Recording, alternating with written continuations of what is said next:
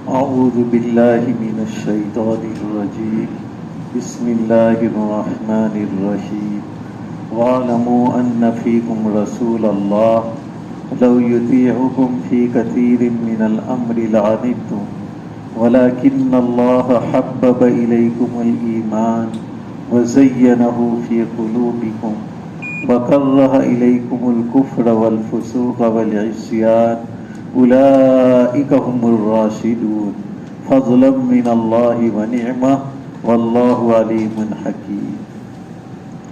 اور تم جان رکھو کہ تمہارے اندر رسول اللہ صلی اللہ علیہ وسلم کی ذات اقدس موجود ہے، اگر وہ آپ کی بات مانتے رہے بہت سارے امور میں تو تم مشقت میں پڑ جاؤ گے، لیکن اللہ تبارک و تعالی نے تمہارے دلوں کے اندر ایمان کو محبوب بنا دیا اور ایمان کی تحصیل کو مزین کر دیا تمہارے دلوں میں، اور ناپسند کر دیا تمہاری جانب کفر کو، فسق کو اور گناہوں کو، اور یہی لوگ سیدھے رستے پر چلنے والے ہیں۔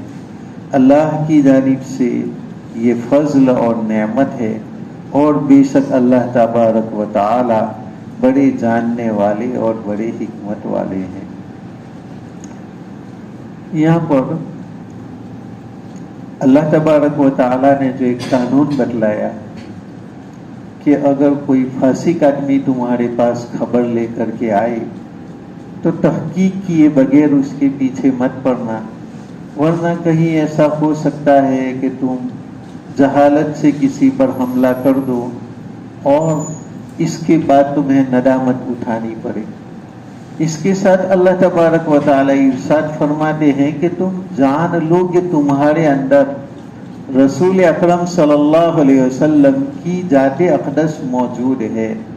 اتنی بڑی شخصیت، اللہ تبارک و تعالی کے بعد سب سے افضل شخصیت دنیا کے اندر اور آخرت کے اندر بھی آپ صلی اللہ علیہ وسلم کی ذات گرامی ہے، وہ تمہارے سامنے موجود ہے۔ جب اتنی بڑی ہستی تمہارے سامنے موجود ہو تو بھلا اب اللہ کے بعد انہی کی بات تو مانی جا سکتی ہے، لیکن تم نے یہ سوچا کہ ہماری بات مان لی جائے اور نبی کسی طریقے سے بنو المستلق کے اوپر حملہ کر دی، اس لیے کہ ولید ابن عقبہ نے یہ بتلایا کہ میں تو زکوٰۃ وصول کرنے گیا تھا لیکن انہوں نے تو مجھ پر حملہ کرنا چاہا۔ اس بات سے مسلمانوں کو ٹیس آ گیا، مسلمان اشتعال کے اندر آ گئی اور کہا فوری طور پر حملہ کرنا چاہیے۔ اللہ تبارک و تعالیٰ نے بتلایا کہ تمہارے اندر نبی کی ذات جب موجود ہے تو تمہیں نبی کی بات کو فالو کرنا چاہیے، ان کی بات کو ماننا چاہیے۔ اشتعال میں آ کر کے نبی کو یہ کہنا کہ نہیں ان کے اوپر حملہ کر دو، یہ لوگ مرتد ہو گئے ہیں، بھلے تمہاری یہ بات دینی غیرت کی بنا پر تھی، دین کی حمیت تھی تمہارے اندر اس لیے کہی، لیکن یہ بات تمہاری انجام کے اعتبار سے غلط تھی، اس لیے کہ بنو المستلق تم نے سوچا کہ وہ مرتد ہو گئی، لیکن حقیقت میں ایسا نہیں ہوا تھا۔ حقیقت میں تو ولید ابن عقبہ کے سمجھنے میں غلطی تھی کہ وہ استقبال کے لیے کھڑے تھے لیکن وہ سمجھے کہ مجھے قتل کرنے کے لیے کھڑے ہیں۔ تو اگر نبی تمہاری بات مان لے تو تم مشقت میں پڑ جاؤ، اس لیے تمہارا یہ چاہنا کہ نبی ہماری بات کو مان لے یہ برابر نہیں ہے۔ اگر نبی تمہاری بات کو مانتے رہے، ایک آدمی کچھ کہے، دوسرا آدمی کچھ کہے، تیسرا کچھ کہے، اور نبی ہر ایک کو خوش کرنے کے لیے اگر ہر ایک کی بات کو مان لے تو کتنوں کی رعایت کر سکتے ہیں، اور تمہاری عقل بھی تو وہاں تک پہنچی ہوئی نہیں ہے جو عقل اللہ تبارک و تعالیٰ نے نبی کو دی ہے۔ اللہ نے نبی کو کامل عقل دی ہے، پوری دنیا کی عقل ایک طرف ہو جائے اور ایک نبی کی عقل ایک طرف ہو جائے تو نبی کی عقل پوری کائنات کی عقل سے بڑی ہوئی ہے۔ تو پھر تم یہ کیوں چاہتے ہو کہ نبی تمہاری بات ماننے لگے، بلکہ تمہیں یہ چاہیے تھا کہ تم نبی کی بات مانو، اس لیے کہ نبی کی بات حکمت کے مطابق ہوا کرتی ہے. ان کی بات پر تم عمل کرو گے تو ان کا انجام کبھی بھی تکلیف دینے والا نہیں ہوگا. برخلاف تمہاری باتیں تو تمہاری باتیں یہ تو بہت ساری 100 میں سے اکثر ہماری باتیں 50 60 70 باتیں ہماری حکمت سے دور ہوگی، بلکہ ہماری تو 90% باتیں کہو تو بھی یہ عقل سے بھی دور ہوگی، سچائی سے بھی دور ہوگی. اگر نبی اس میں تو ہماری پیروی کرنے لگے تو اکثر پھر تم مشقت میں پڑ جاؤ گے. اور نبی کی کوئی بات خلاف مصلحت نہیں ہوتی، اور اگر خلاف مصلحت ہوئی بھی دنیا کے اعتبار سے نبی کی کوئی دین کی بات کبھی بھی غلط نہیں ہو سکتی، کیونکہ وَمَا يَنْطِقُ عَنِ الْهَوَىٰ إِنْ هُوَ إِلَّا وَحْيٌ يُوحَىٰ. نبی کوئی بھی بات اپنی خواہش سے نہیں کہتے بلکہ وحی کے ذریعہ کہتے ہیں. تو نبی کی ہر بات یہ اللہ کی بات ہے، اور اللہ کی بات غلط نہیں ہو سکتی تو نبی کی بھی دین کی بات غلط نہیں ہو سکتی. ہاں دنیا کے اعتبار سے کوئی بات ایسی ہو سکتی ہے جو خلاف مصلحت ہو، لیکن وہ 100 میں سے 1 ہوگی، اور وہ بھی اگر تم نبی کی بات پر چلو گے اور 100 میں سے 1 بات خلاف مصلحت ہوئی تو بھی تم کو اجر ملے گا کہ نبی کی بات کے اوپر تم چلے. دنیا کے اعتبار سے کوئی بات ہو سکتا ہے کہ وہ بات خلاف مصلحت ہو. جیسے آپ صلی اللہ علیہ وسلم مدینہ منورہ تشریف لائے، مدینہ منورہ تشریف لائے، وہاں پر دیکھا کہ وہاں پر کھجور اس کی کھیتی زیادہ ہوا کرتی تھی وہاں پر.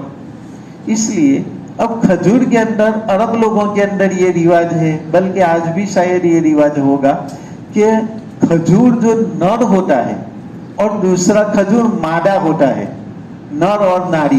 تو نر کھجور کے اوپر شگوفے لگتے ہیں، چھوٹے چھوٹے پھول آتے ہیں.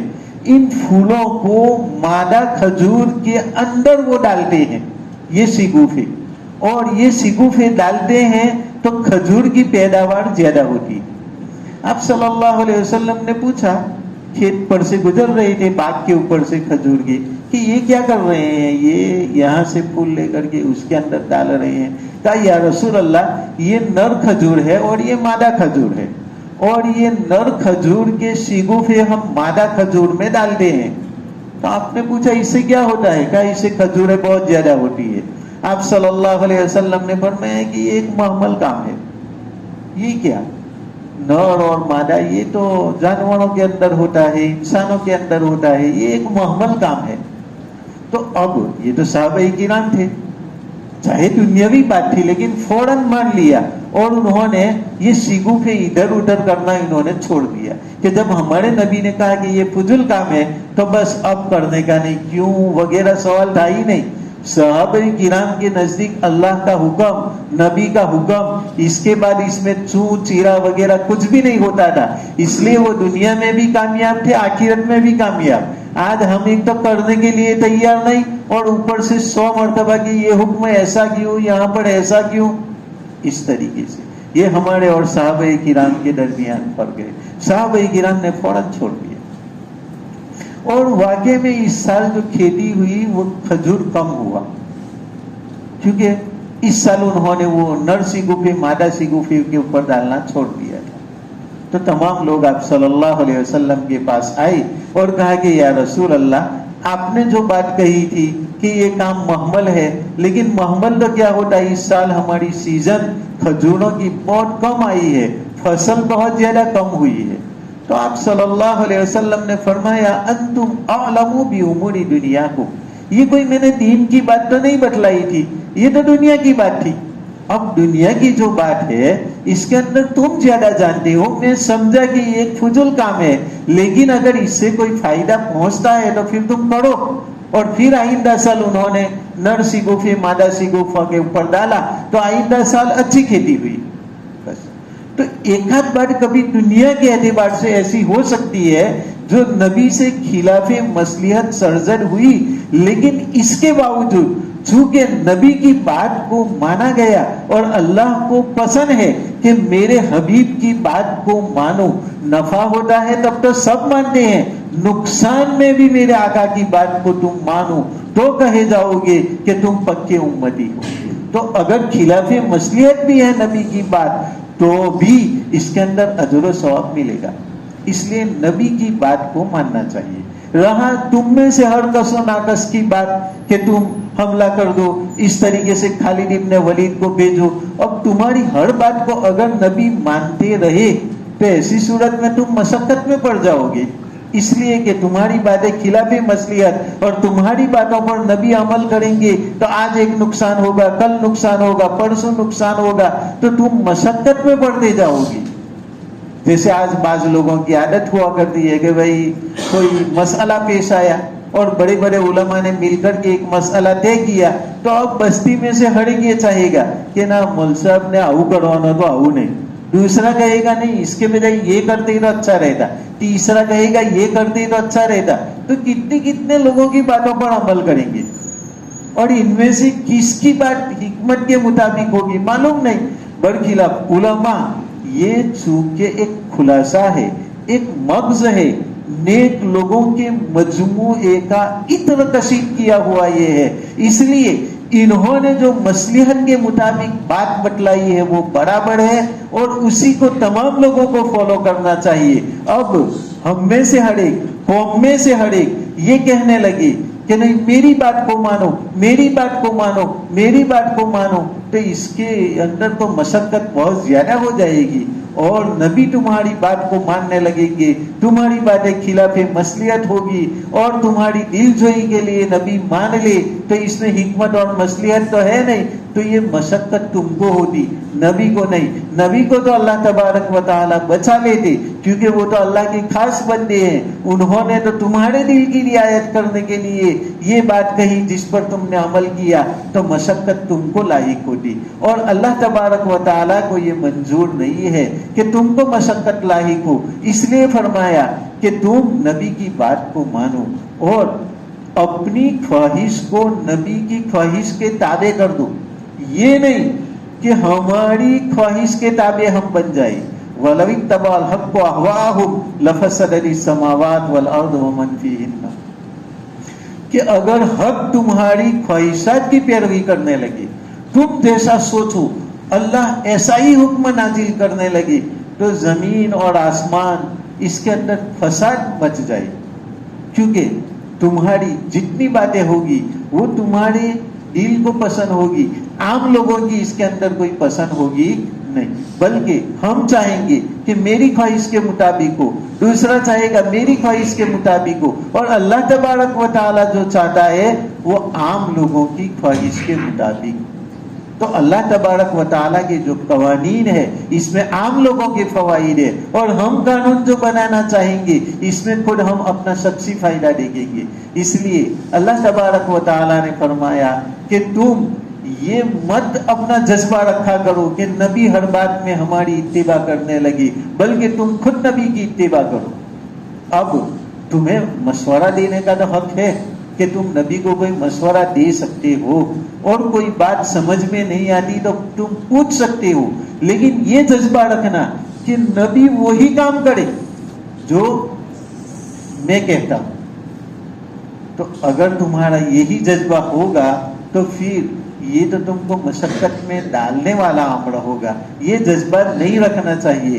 ہاں کوئی بات سمجھ میں نہ آتی ہو تو پوچھ لینے میں کوئی حرج نہیں ہے. کبھی کبھی کوئی بات ہمیں سمجھ میں نہیں آتی تو پوچھ لے, کوئی مصلحت سمجھ میں نہیں آتی تو نبی سے پوچھ لیا کرے.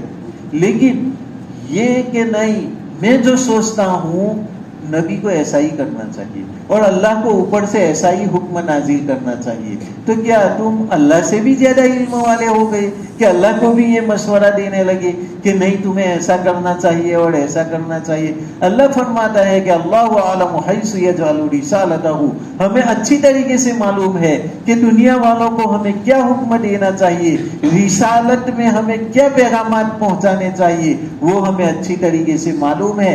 ہم جانتے ہیں, تم جانتے نہیں ہو, بلکہ تمام مصلحتوں کا جاننے والا اللہ ہے. اس لیے کوئی بات اگر سمجھ میں نہ آئے تو پوچھ لینا چاہیے, لیکن اپنی بات کے اوپر اڑے نہ رہنا چاہیے. چند سال پہلے ایک بات ہوئی تھی, اچھے لوگ تھے کوئی, اور ان کی سمجھ میں ایک بات अलग वो गलत मसला बतला रहे थे और उन्होंने ये कहा कि मौलवी साहब मसला ये है, मसला गलत है, लेकिन वो समझ रहे थे कि सच्चा मसला है। उन्होंने कहा कि गरीब आदमी अगर कुर्बानी लाता है और वो कुर्बानी मर जाए तो गरीब आदमी को दूसरी लानी पड़ेगी।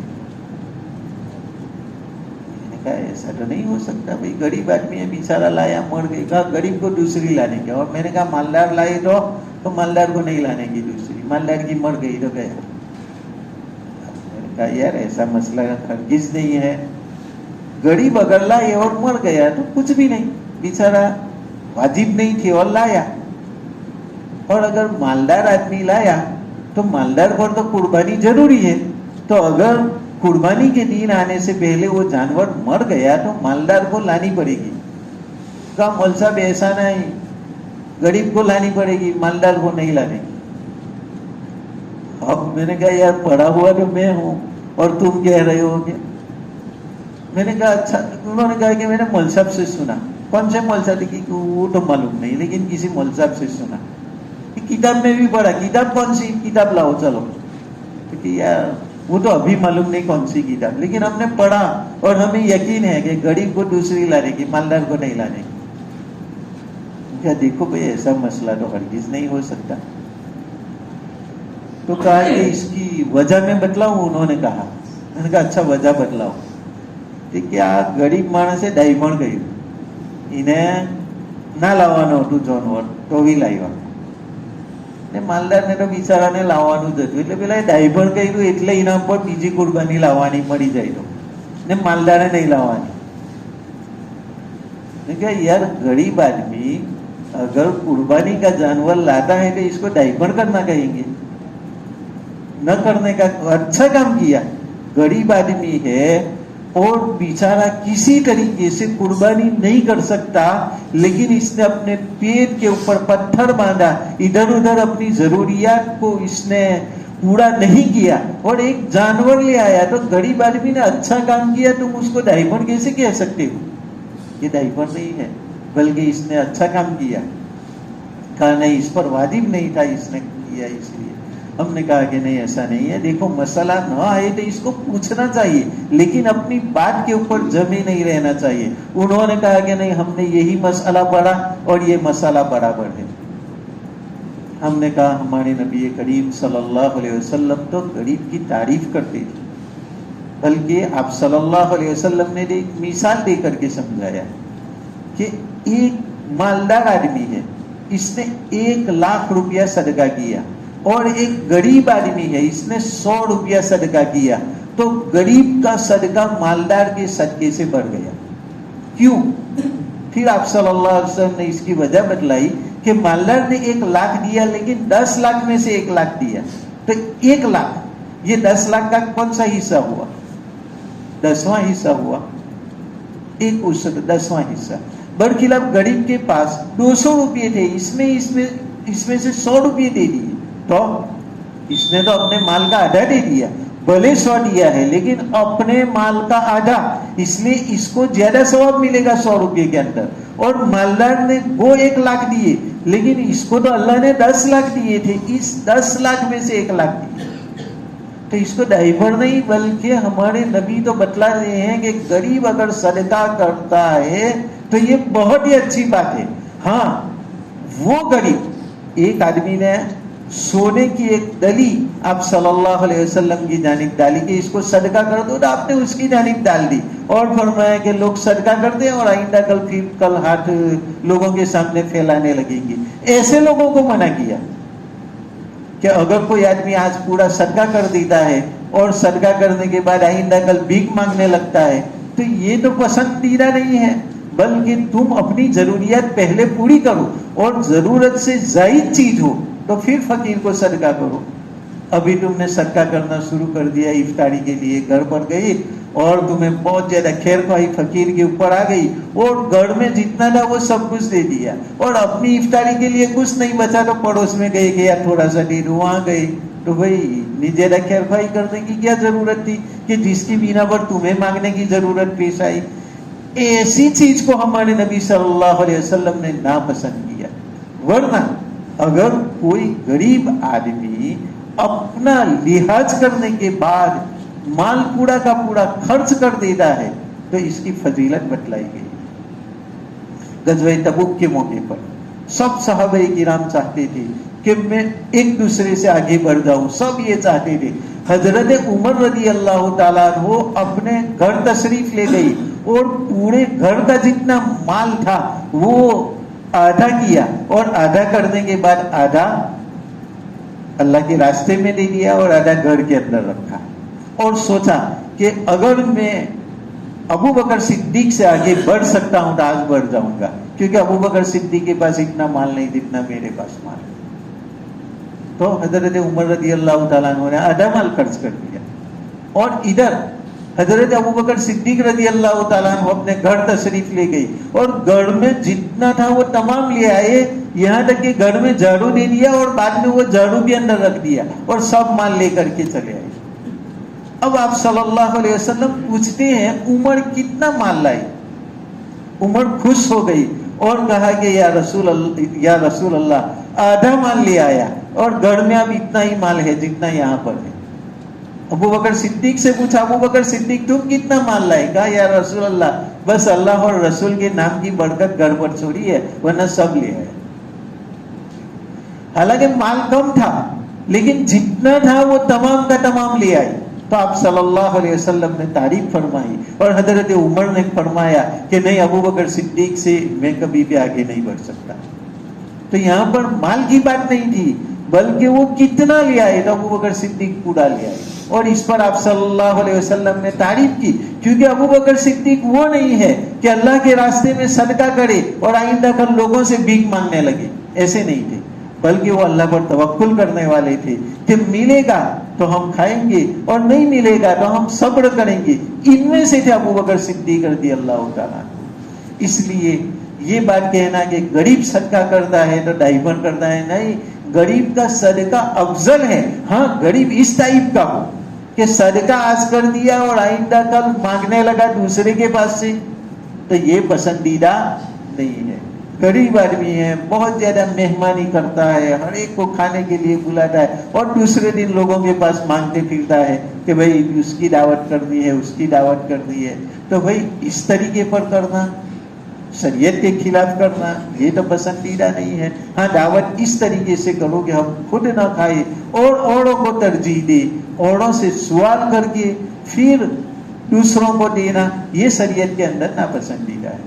बहरहाल ये मसला चला और ये मैं इसलिए कहता हूँ कि मसला मालूम ना हो तो पूछ लेना चाहिए, लेकिन इस बात पर अड़े रहना कि हमारी ही बात समझी जाए। अब उन्होंने ये बात कही कि गरीब ने तो डाइवर्ट किया इसलिए उसको दूसरा लाने का और मालदार पर तो जरूरी है।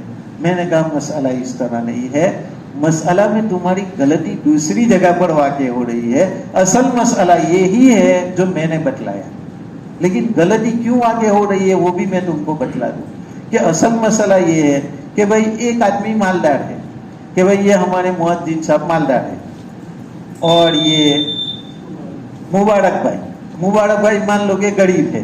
एक मान लेना है अल्लाह दोनों को बहुत ज्यादा मालदार बनाए, पूरी बस्ती वालों को मालदार बनाए, एक मसला समझाने के लिए कि हमारे मुअज्जिन साहब मालदार है और हमारे मुबारक भाई गरीब है। अब दोनों का जानवर गुम हो गया, तो अब मुबारक भाई जो कि गरीब है इसलिए उनको जानवर लाने का नहीं है, क्योंकि इनके ऊपर वाजिब नहीं थी कुर्बानी। हाँ, वो ले आए तो वो जानवर वाजिब हो गया। क्या वाजिब हुआ? जानवर। और ये जो मालदार है मुअज्जिन साहब, तो इनके ऊपर कुर्बानी का जानवर वाजिब है। अब दोनों का जानवर गुम हो गया, मान लो, तो गुम हो गया तो इन पर क्या वाजिब था? वो जानवर, कुर्बानी नहीं, वो जानवर जिस हालत में हो इस हालत में। और मुअज्जिन साहब पर कुर्बानी वाजिब है, इसलिए मुअज्जिन साहब इस कुर्बानी के बजाय दूसरी कुर्बानी ले, बल्कि उनको लेना जरूरी है कि इस कुर्बानी के जानवर को ले। और इनके ऊपर, गरीब के ऊपर क्या वाजिब था? बस वो जो जानवर लिया था वही वाजिब, कुर्बानी वाजिब नहीं थी, वो जानवर वाजिब हो गया। अब वो जानवर मौजूद है तो करे, और वो जानवर अगर मर गया या गुम हो गया तो इनको कुर्बानी करना नहीं है। बरखिलाफ मालदार पर कुर्बानी करना जरूरी है। اسی لیے مالدار تو بدل بھی سکتا ہے, غریب بدل نہیں سکتا. اب انہوں نے غریب ہونے کے باوجود قربانی کا جانور لیا اور قربانی کے دن آ گئی, اب وہ بدلنا چاہتے ہیں تو نہیں بدل سکتے, اور مالدار بدلنا چاہتا ہے تو بدل سکتا ہے, کیونکہ مالدار پر قربانی واجب ہے, کوئی بھی قربانی, اور غریب پر جو جانور لے گا وہ جانور واجب ہو گیا. تو میں نے کہا اب مسئلہ سمجھو کہ اب دونوں کا جانور گم ہو گیا تو اب غریب کے اوپر کیا تھا, وہ جانور اب نہیں رہا تو جانور واجب نہیں ہے, اور مالدار آدمی کے اوپر وہ قربانی کا دوسرا جانور لینا واجب ہے.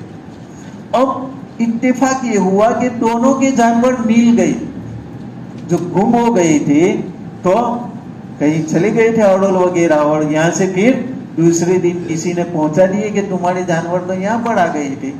تو اب غریب آدمی نے بھی دوسرا جانور لے لیا, اور مالدار پر تو لینا ضروری تھا, تو غریب پر ضروری نہیں تھا لیکن غریب نے لے لیا, اور مالدار پر ضروری تھا تو مالدار لایا. اب وہ پہلا جانور بھی مل گیا, 1 دن کے بعد 2 دن کے بعد, قربانی سے پہلے گئے. تو اب غریب پر پہلے بھی کیا واجب تھا, وہ جانور, تو اب وہ ملا تو اس کو بھی کیا کرنا پڑے گا, ذبح کرنا پڑے گا. اور جو دوسرا لائے وہ بھی کیا کرنا پڑے گا, کیونکہ دوسرا لیا تو دوسرا بھی واجب ہو گیا, اس پر تو جو جانور لیتا ہے وہ جانور واجب ہو جاتا ہے.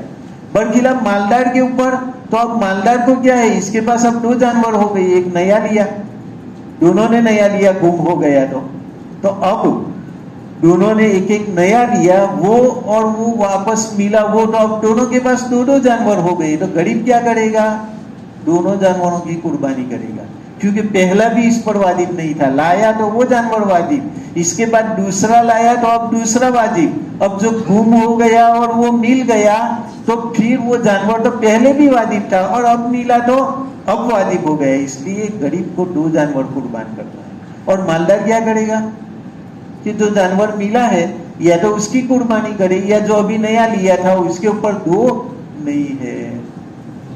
یہاں پر تم کہہ سکتے ہو کہ غریب کو دوسرا لانے کی ضرورت نہیں تھی, اس پر تو وہی جانور واجب تھا, لیکن لایا تو وہ دوسرا بھی واجب ہو گیا, اور اب ملے گا تو پہلا بھی واجب دوسرا بھی واجب. برخلاف مالدار کے اوپر 2 جانور واجب نہیں ہے. لیکن مسئلہ یہاں پر ہے اور اس کو لگا دیا دوسری جگہ پر کہ مالدار اور غریب اس کی قربانی کا جانور اگر گم ہو جائے تو کہا غریب کو دوسرا لانا واجب ہے, مالدار کو واجب نہیں. میں نے کہا یہ تو بالکل الٹا مسئلہ ہے, ایسا نہیں ہے. غریب کو واجب نہیں تھا لینا, لیکن اگر وہ لایا تو وہ جانور واجب ہو گیا, اور مالدار اس کے اوپر تو قربانی ضروری ہے. تو اگر دونوں کا جانور گم ہو جائے تو غریب پر ضروری نہیں, ضروری کس پر ہے, مالدار پر, غریب پر ضروری نہیں. ہاں غریب پر وہ جانور مل جائے تو, ورنہ نہیں. اب اگر نہیں ملا اور وہ دوسرا جانور لے آیا تو پھر اس کے اوپر تو وہ جانور بھی واجب ہو جائے گا. اب اتفاق سے وہ پہلا ملا تو وہ پہلا بھی اور یہ بھی, کیونکہ غریب جو جانور لیتا جائے گا وہ جانور واجب ہوتا جائے گا, قربانی اس کے اوپر واجب نہیں ہے, بلکہ نظر کی طرف یہ جو جانور ہے وہ جانور اس کے اوپر واجب ہو جاتا ہے. تو بہرحال ایسے مسائل میں کبھی غلطیاں واقع ہو جاتی ہے, تو اس کے اندر اس بات پر اڑے رہنا کہ شریعت بھی ہمارے تابع ہو جائے, غریب نے ڈائیورٹ کیوں کیا, کہیں نہیں بھائی ایسا تمہاری بات کو اگر مانے تو ایک غریب مشقت میں پڑ جائے گا. غریب کے اوپر دوسرا جانور واجب نہیں ہے. ہاں کوئی غریب ہمت والا ہو اور وہ کسی طریقے سے لے آئے تو اس کے اوپر 2 جانور واجب ہوں گے, لیکن ایک غریب کی بنا پر ہم ہر غریب کے اوپر یہ مسئلہ واجب کر سکتے نہیں ہے, بلکہ ہم مسئلہ تو یہی بتلائیں گے کہ غریب پر جانور لیا تو واجب ہو گیا, اور گم ہو گیا یا مر گیا تو اب اس کے اوپر دوسرا لانا واجب نہیں ہے. یہی اصل مسئلہ ہے. لیکن بعض لوگ نہ سمجھنے کی بنا پر پھر سمجھتے تو نہیں, اوپر سے چاہتے ہیں کہ ہماری ہی بات کو مانا جائے. تو قرآن نے اس اصول کا یہاں پر رد کیا ہے کہ تمہارے اندر رسول کی ذات موجود ہے تو ایسی صورت میں رسول کو فیصلہ لینے دو. تم کون سا مشورہ دینے والے ہو گئے کہ نہیں بنو المستلق کے اوپر حملہ کر دو, کوئی تفتیش نہیں کرنا ہے، کوئی خبر گیری نہیں کرنا ہے، ان کے اوپر حملہ کر دو. اگر ایسا کر دیا جاتا تو کتنی مشقت ہو جاتی.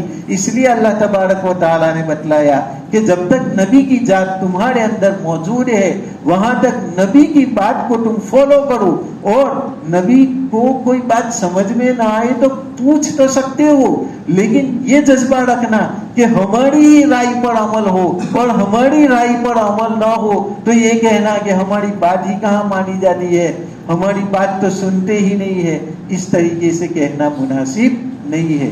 اسی طرح کی بات آپ صلی اللہ علیہ وسلم کے بعد، آپ کی وفات کے بعد آپ کے نائبین کے لیے ہیں، علماء کرام کے لیے ہیں، کہ جب تک علماء کرام موجود ہو اور مسائل بتلانے والے موجود ہو وہاں تک اپنی بات کو منوانے کا جذبہ نہ ہونا چاہیے.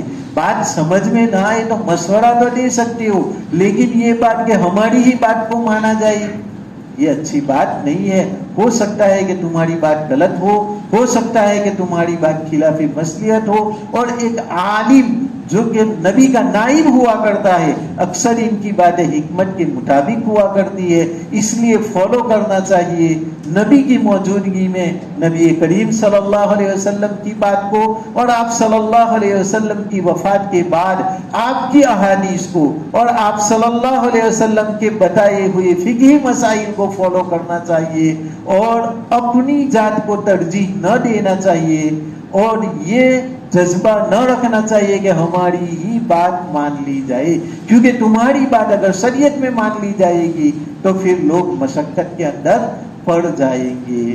اس لیے آج کی تفسیر کا خلاصہ یہ ہوا کہ جب تک رسول کی ذات موجود ہو، رسول کے نائب موجود ہو، اور آج اس کی شکل میں قرآن اور احادیث موجود ہے، تو جب تک یہ موجود ہے وہاں تک ہمارا یہ جذبہ نہ ہونا چاہیے کہ ہماری بات پورے گاؤں والے بستی والے فالو کرے، نہیں، بلکہ یہ جذبہ رکھے کہ قرآن اور حدیث جو کہہ رہا ہے، نائبین رسول جو کہہ رہے ہیں، اس بات کو فالو کرنا چاہیے. اسی میں پوری امت کے لیے راحت ہے، اور اللہ تبارک و تعالی ہمیں اس پر عمل کرنے کی توفیق عطا فرمائے. وصلی اللہ تعالی علی سیدنا محمد وعلی آلہ وصحبہ اجمعین برحمتک یا ارحم الراحمین. سبحان اللہ وبحمدہ، سبحانک اللہم وبحمدک، واشہد ان لا الہ الا انت، استغفرک